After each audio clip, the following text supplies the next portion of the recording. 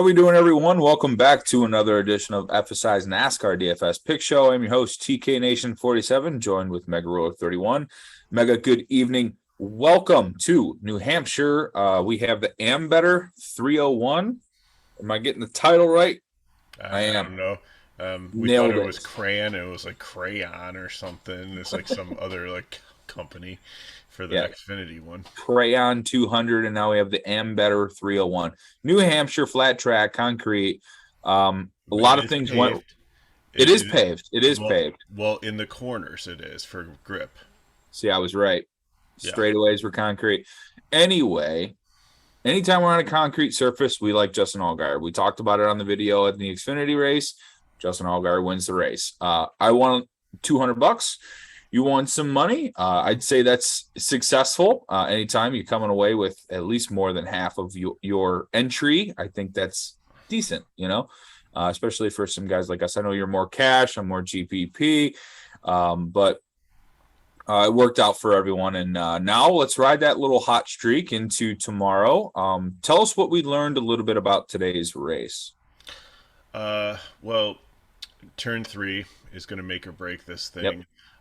There's some kind of bump there or whatever that Yeah, just there's a causes them, yeah, to slide up into the wall. up in And the track. Yep. they were saying even during all the practice and qualifying for Xfinity, when they bring these Cup cars here, the biggest thing is going to be how much air is in that left rear tire. Because if it gets down too low and they lose it, the car's gonna get stuck on the track. And we've seen that happen so many times. So Yeah, I have I, a feeling we're going to blow a lot of tires tomorrow. yeah, and Xfinity, it wasn't even a clean race. I mean, nobody had patience. Like, the track is really wide. There's enough to go three wide at some points, but nobody was giving anybody space, and that's why, like, I thought that female driver would do really well, and Allgaier ended up not giving her space and taking her out. And Mhm. then it's just like there was a pretty big wreck. It was red flagged. It was Oh yeah, almost as bad as when was it Cole Custer submarined Truex. Like, yeah, Burton went right under Sieg there, and yeah. Sent luckily them everybody's straight up in the air. okay. Hmm. But yeah, there's a lot of mechanical failures that we saw. Hmm. Yeah, this I think that war of attrition that we saw in Xfinity. I don't think it's going to be the same thing for Cup. I do think we're going to lose a lot of left, rear tires, and we're going to lose a lot of tires, and because that's been like the story of the year, right? Goodyear trying to come up with a substantial tire for a long period of time with these next gen cars. I think this race might be a shit show for that reason. Pardon my language, but I think we might run into some tire issues. I think I don't think it necessarily knocks anyone out of the race, kind of like what we saw with the Xfinity race. But I think there's going to be points and times where, you know, somebody's going to get it with the tire, or like you said, not getting enough room, and either be a spin out. So I don't know. Maybe we can't really like plan for that, but we can certainly construct our lineups to kind of protect us from something like that happening, right? So put in Um, the chat below who's going to spin somebody out first, Chastain or Keselowski. I was gonna say your only options are Chastain and Y, X and Y. Chastain being X, another driver being Y. So yeah, a lot of Ross Chastain comments coming our way.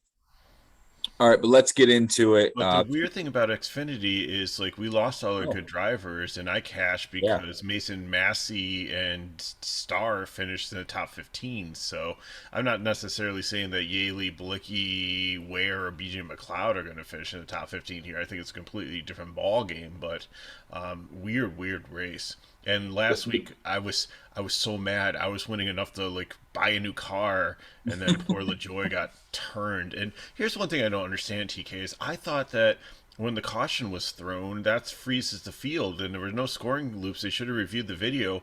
There was no way that Ware had gone all the way back to 21st when he got spun out. He was like about 8th when the yellow came. I paused it and watched it many times. So I don't understand how they scored that race. But anyways, I still made money. So, but that's anyways, a, on to that's a this week.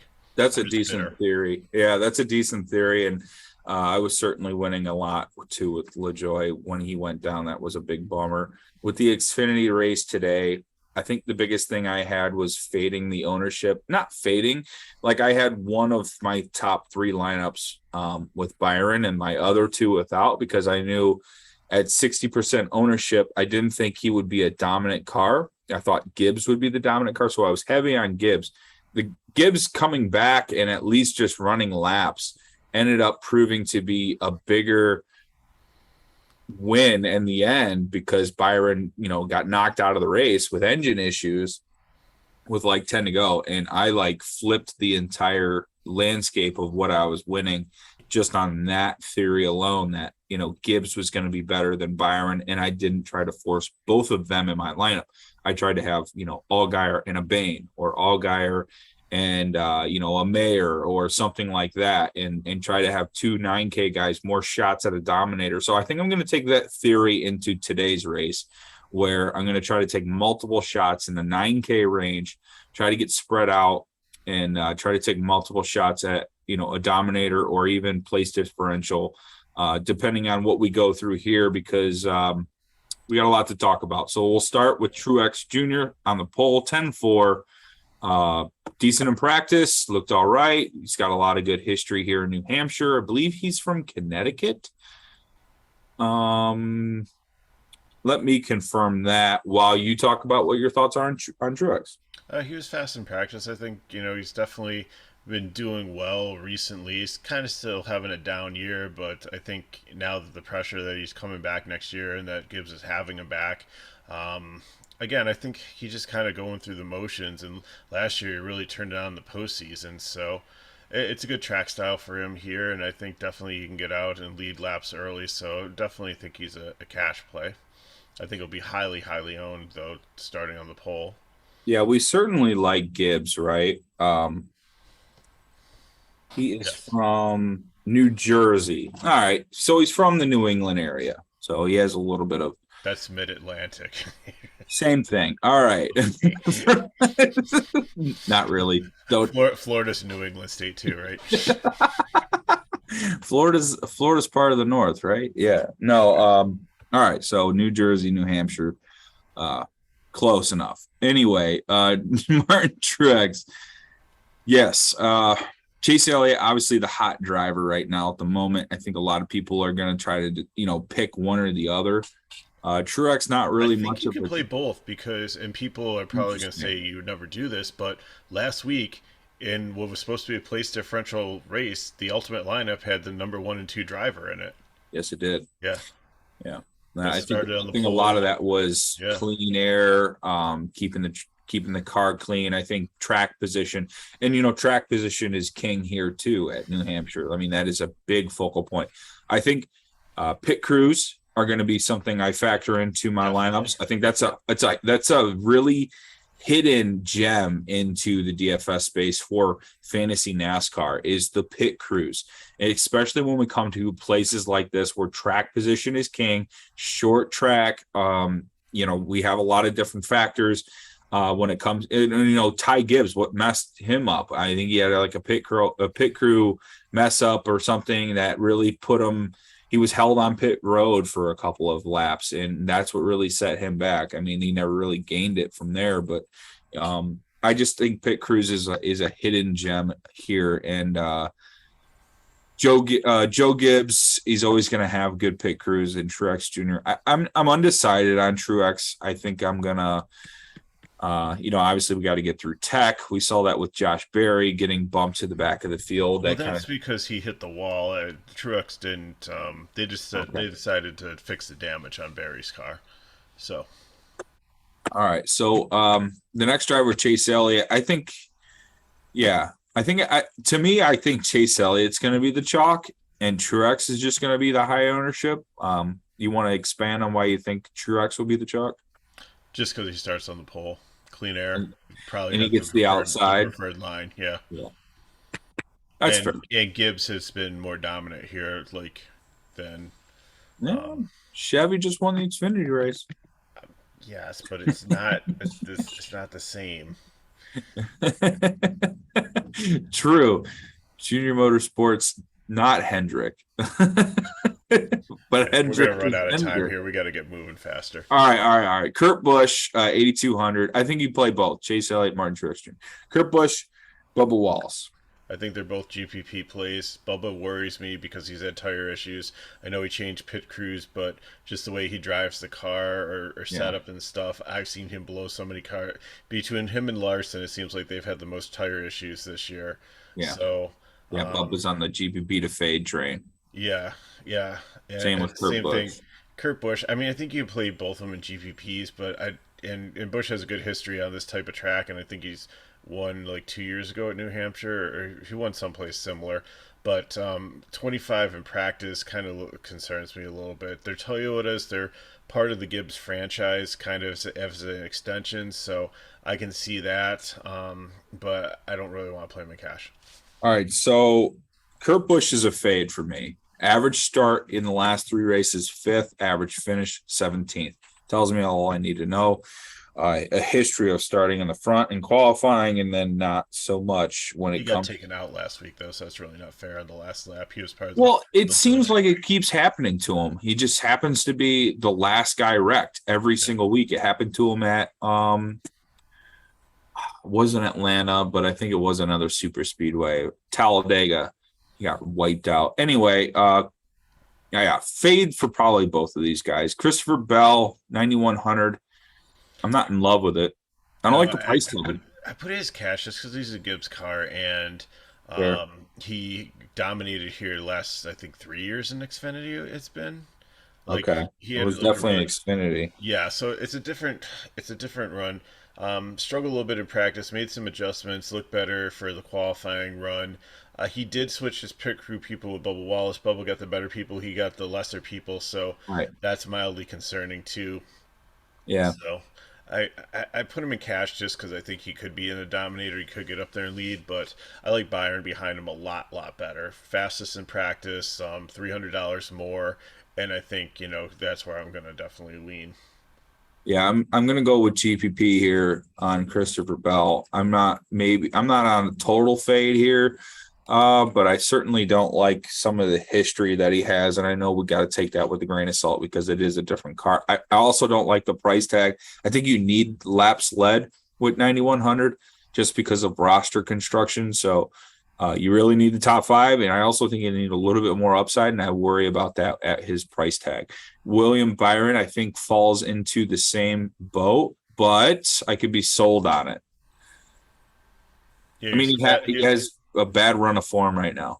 yeah, but he was the fastest in practice. He did run well in the Xfinity race. It wasn't his fault that the car broke Yeah, that's down. true.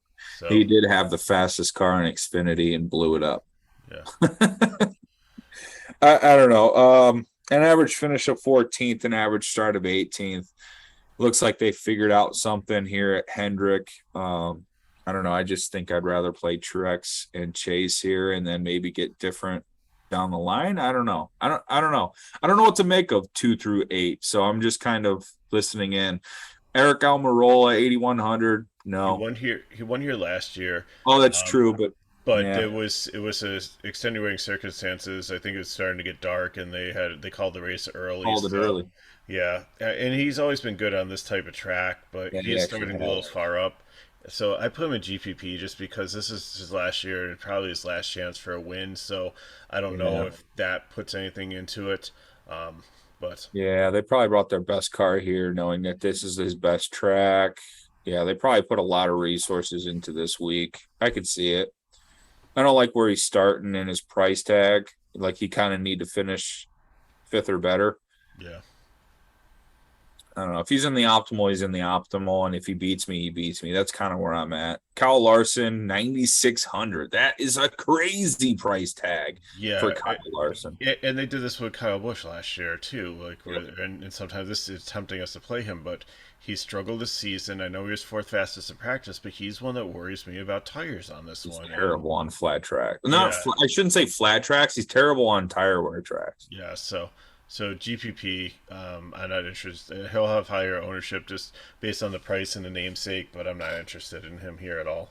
Yeah, I shouldn't say terrible on flat tracks. I don't want the comments to get after me, but he's not Kyle Larson on these type of tracks. Like he needs like different grooves, less tire wear, better grooves, better line of entry into the turns. And anytime his car's free, he already runs the high line. So he's more susceptible to hitting into that wall when he has, tracks like this. But yeah, the practice times look good. I'm definitely going to have him in the player pool. Brad Keselowski, 6,900. Really shocker here to me. What are your thoughts? Well, here's the thing. It's Fenway. They're in New England. He's got a lot of people out there like A lot watching. of history here too. Yeah, and he's got a lot of good history here. So he should be a fade starting this high up, but I put him as a GPP just because Yeah. there's a lot of narrative factors here, Yep. and he looked decent in practice. So We're on the same page. both their cars were. So Yep. We are on the same page. I like this GPP play. I think he's a sneaky value. and he was solid last week until the end too, until he had like a pit issue or something. Yep. There was a pit road penalty, I believe, Yeah. and he never kind of recovered. Yeah, And his tire rolled into another pit and it yep. tripped the guy that was going over the wall. So it was And then yeah, I believe he got caught up. Did he get caught up in a wreck? he I'm not might sure. have, Yeah. but He never recovered. I know that. Or no, he finished like 23rd, and it's just yeah, not, it just didn't pay off his ownership. I mean, he was super high owned. It just didn't pay off. All right, Kevin Harvick, 8,800. The best history in the last three races here at this track. Kevin Harvick. yeah, he's good here. He looked good Yep. in practice and everything. So Old definitely a guys, really cash. good at this track. Just wanted to Yeah, say. definitely a cash play. He's not in my primary cash lineup, but he was one that I definitely considered. I was able to go. It was either I didn't have enough for him, or I had a little bit more and went up to like Byron. So I think he's going to be high owned, like yeah, one of the highest owned on the track, or on the slate. 8,800. You don't really have to squeeze him in. Like he can be a lot of your last man ins just based on different constructions, like in a 2v2 sense. Like you can just land on him and be like, all right, that's fine. Kevin Harvick, he's really good here at New Hampshire. So yeah, and there's a pathway. You can play Truex and Elliott. You can yeah, play two guys in the mid 5K range that and are still get decent him. plays, and then Yeah. you can get 8 and 9K guys in as your last two guys in the lineup, and I don't hate it. So yeah, Yeah. I there's a don't hate path that. there. I don't hate that either. Yeah. I don't mind Harvick. He's going to be in the player pool. All right. Ryan Blaney, prime play. Take the floor. Uh, if you look at the three tracks that correlate to this in this package, Phoenix, Richmond, and Gateway, he has been outstanding on all of them. Probably the best driver metrics on each one. He had a solid race last week. Yeah. Just couldn't quite get it done at the He end. was up Like front. Chase Elliott just had like the best car, but he was consistently up there, and I really like him. He didn't look good in practice, but I'm really not going to look at that because they made a lot of adjustments, and I think that he came out and looked decent for qualifying. They did qualifying in groups, so if he was in the other group, he would have made it to the second round, but he didn't, I believe, because of the group he was in had some faster cars, and sometimes those qualifying groups get grossly imbalanced. It's kind of like a random draw, but sometimes you just end up with like a lot of good cars in one and a lot of bad cars in the other, so it kind of mixes up how they end up like starting for the race here. So I think he was a victim of that. So place differential, he could get up and lead here, actually dominate. So like everything about him, and 10K is not bad too. It's a savings on some of the other drivers. Yeah. I will follow you with Blaney here. Two in three races, he has two top fives on this racetrack. I think there's some upside there. I wish he was in the 9K range. I think 10K can be a stretch if you're trying to get, both Truex and Chase, or, maybe some other drivers that we'll talk about down the line here. But maybe you can fit him in. I think he'd be a successful, very successful GBP play, and I would understand it in cash. I think you got a pretty strong stance on him. He's sitting around a lot of Fords to start the race, so there could be a lot of help. He could be the fastest one of them, so I could see it. All right, Joey Logano, 10-8 is a little too expensive for my taste. Going to be Yeah. a low-owned GBP play for me, just a multi-entry play. Yes. Yeah, he's priced up, and all the 10K guys are the six top guys that have done the best on the 3 tracks that I talked about in this package. So, but this doesn't suit him. So yes, definitely I put him as a GPP, but that's about it. Now he does have a lot of good success at this racetrack, and I'm But pretty sure it's a different this car. is It's a different car. true. Mega has to keep reminding me. I know. All right, so he's from Connecticut. So does that classify as New England? Yes. All right, we got our hometown driver here, Joey Logano. Didn't he? Yeah, he grew up pretty close to this track, didn't he? Doesn't matter. Tyler Reddick, 8,600. Going to 2311 in 2024. This is huge news with Childress trying to get him into the playoffs. Well, now into the playoffs, but trying to get him into the championship setting, and he's leaving. So is there a little bit of bitterness going on in Not Ken? yet. Not yet. We'll Okay. discuss that next year. But Sure. they don't. 2311 doesn't even have a charter yet, so we don't even know what car they're going to put him in. Oh, wow. There's a Interesting. whole. There's a whole. It's a great thought of like what they're going to try to do, but I don't even believe they have the charter lined up or anything. That's why it's 2024. There's so much that has to happen before then. So I That's don't think it's a probably the distraction or 45. really. It's nothing right now. So And who knows? Could be the 23 by the time Bubba Wallace is done wrecking cars. yeah, true. All right. Do we like him here? Not really. I mean, he's okay. Struggled in practice. Qualified okay. I'm not high on him here. I I like the don't mind him. price, but Yeah, I'd rather play Harvick. I don't mind him. 2 races here, he's going to have an average finish of 11th. I could see him finishing in the top 10. I see him getting too high into that turn 3. He Yeah, just but likes to he run up is. top, and I just think Yeah, it's going to cause trouble. yeah. All right, Denny Hamlin. I was shocked to see that he is not as heavily touted as far as ownership or from you here. 10-6. I kind of like Denny here. He looked bad in practice. I don't. Ah, Yeah, that was it. Well, he's got over 200 laps led in 3 races here with 2 top 5s. No wins, though. yeah. Uh, I don't know. Gibbs, Toyota. There's 10-6 though. I mean, Oh Chase yeah, you have Elliott, to you you save have three to make hundred a dollars on stand. Elliott. Yeah, it's just Yeah. the pricing. I just not interested really. So you chose Blaney over Hamlin. Absolutely. Okay.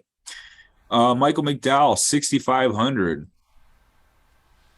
Wrong track. I mean, He's he's been been decent. exceptional lately. Yeah, but look at his practice time. I think he was benefited from being in a weaker group for qualifying. I can't. Don't quote me on that, but I just this is not his type of track.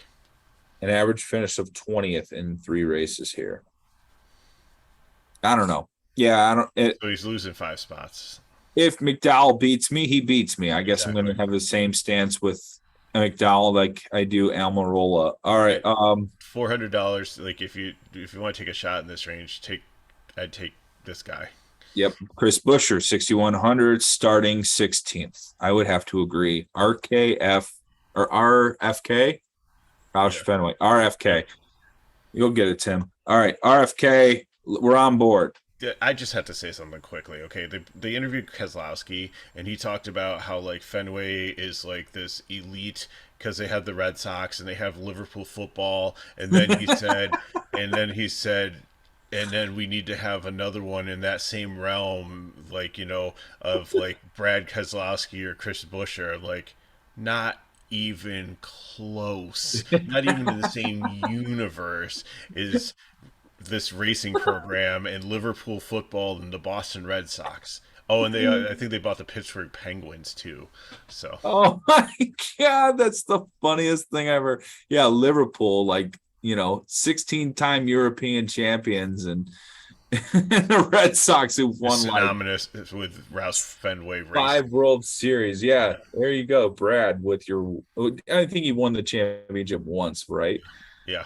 One time. All right, Brad. Whatever you say, Keselowski. It was All right, so strike year. Everybody else wasn't racing. yeah, I really love Buescher though.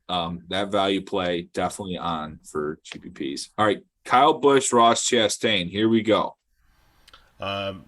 Kyle Busch is the highest priced guy because he has just been really, really good here. He's had practice and everything. Usually he's my favorite GPP play. He's not my cash lineup, but I can see a case for him. I think he's going to be very highly owned, probably the fourth highest owned guy here, and I think it makes sense. And I think he's bitter after last year. I don't think he's going to be bumping the pace car because it's not going to rain. And he's not going to run into Truex and crash his car out in a lap one. Yeah.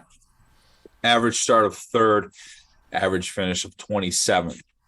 But that doesn't tell the overall story for Kyle Busch. Yeah. Performs super well at this racetrack. If people are looking at recent history, we'll have to benefit from that then. Dominates this track when he's here. And especially in a Toyota, looked really good in practice, looked like a really fast car. I'm not sure what happened in qualifying, but I think a lot of cash lineups will have Kyle Busch. Yes.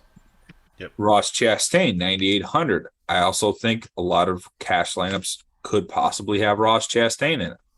Yep, he's not in my primary either, but I do like him. These two guys are the first two in my GPP. I like the place differential and everything. I think they have enough floor for cash, but I think just with the volatility, I'd rather play him in a GPP line. Yeah, if you play both, you kind of lose that dominator element to your line. But I could see that in GPPs where you're like taking a shot at low 9K dominator, and then these two guys as your place differential or eventual dominator, like you could play out like that.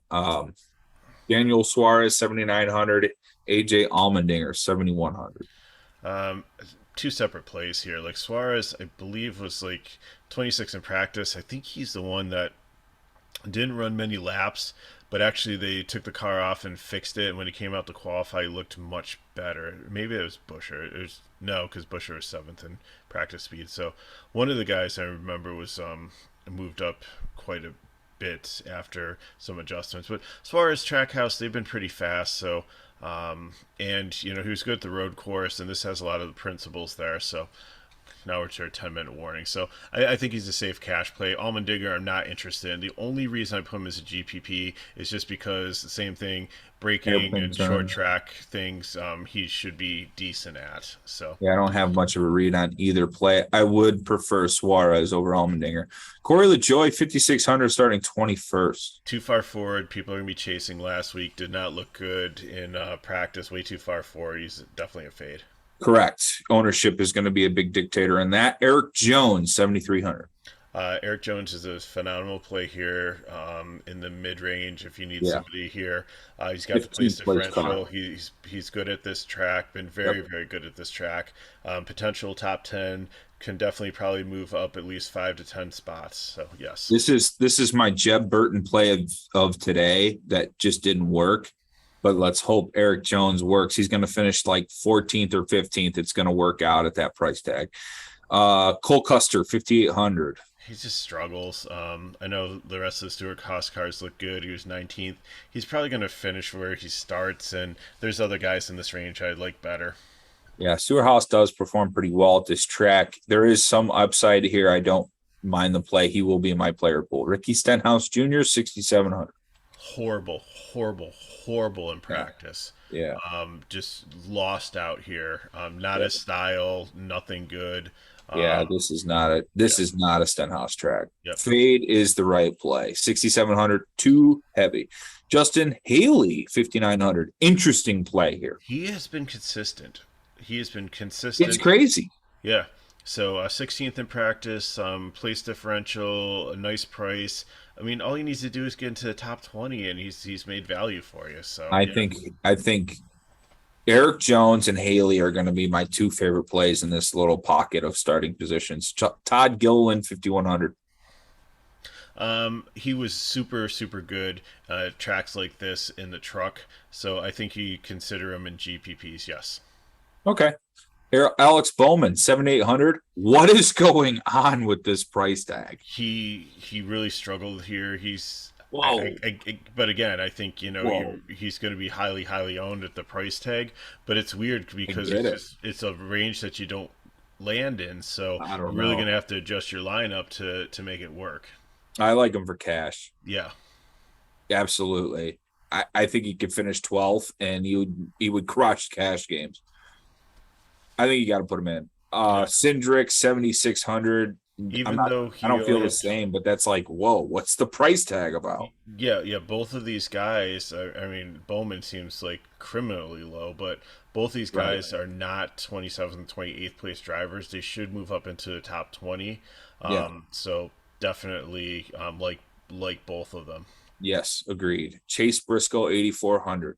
He was third fastest. He just screwed up a little bit in qualifying, took a wrong line, and that's why he's this far down here. Remember, this is a shifting track. He is super, super Yeah. good at shifting tracks.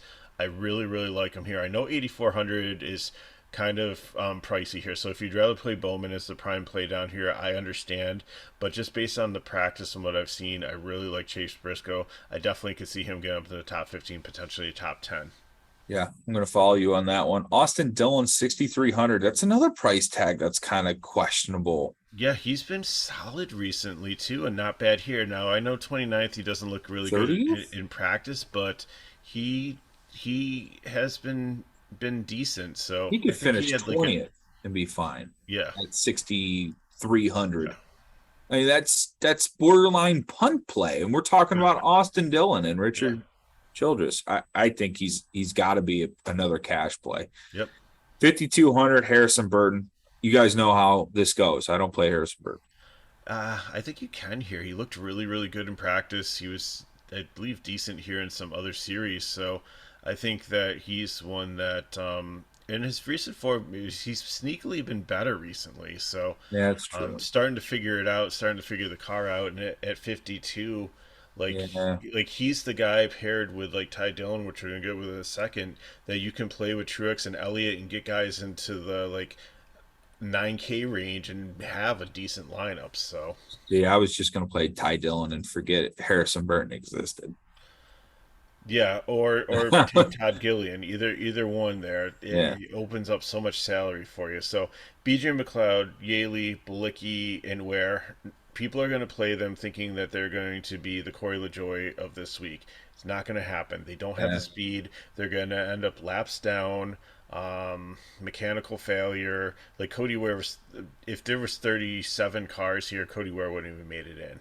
right. And Blicky, Yaley, and McLeod, they're veteran drivers, but they just don't have the speed here.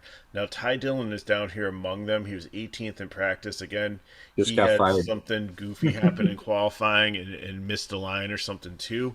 And he is probably one of the biggest locks on the slate here because you don't really know. Yep. There's so many options for dominators, but this guy's got so much place differential. He is driving really, really mad Yep. because he lost his ride. They mutually agreed, but like we said in the video, Xfinity video, we think he's leaving without a cake. Yep. And he did race in Xfinity today and did decent. So Yeah, I'm gonna go with Ty Dillon and Austin Dillon. It's gonna be a Dillon yeah, slate for me on value. and I do have both those in my cash lineup currently. Yep. And then it's figure out what I want to do in the 7K, 8K range, and then just try to nail that dominator. Yep. It's an interesting slate. I think it's going to be a fun one. I think there's a lot of different opportunities to make a lot of different kind of lineups. I think it's a perfect GPP slate, and it's going to be one I hope that we nail here at FSI. I hope this information was helpful. Mega, any last comments before we get out of here? No, no. I think we got Pocono next week, and Up we have in all three. your neck of the woods, Yeah, correct? even though I'll be on vacation and not So the not around. Pennsylvania guy is going to miss the Pennsylvania race, Well, huh? here's the thing, like it's in a small little town with like one like Long rural Pond. highway that goes into it. Like I don't know if I could ever go to it because like you would spend like You got a camper? 7 hours. I don't camp, dude. Yeah. I don't like bugs. I don't like sunscreen. I don't. I'm an indoor guy. Yeah. So Mega, not the camper, not going to Long Pond. Spend the weekend with the fam. All good, man. I mean, All right. glamping maybe. I mean, if it was like a deck tripped out like RV that I There could you go. drive and yeah, with like Grubhub, I could order whatever I wanted for like catering. Maybe Doesn't maybe sound like came with a Long Pond. housekeeper. Yeah, Yeah. All right. Well, I hope we all enjoyed the New Hampshire race here for the AMBETTER 301, the 301 laps. It's going to be an interesting race. Like I said, it's going to be a fun one to watch. Please like this video. Comment below with any questions you guys may have. Appreciate everyone's comments. Big shout out to our number one this year, Joanne. She's always first to comment. I love it. She's the best. But yes, thank you all for listening in week and week out. We truly do appreciate it. We do this out of fun. This is our hobby, and we love to hear all your guys' takes, comments, and questions. So please leave those down below. Smash the like. You know how it goes. Mega, thank you. Enjoy tomorrow, and everyone enjoy tomorrow's race.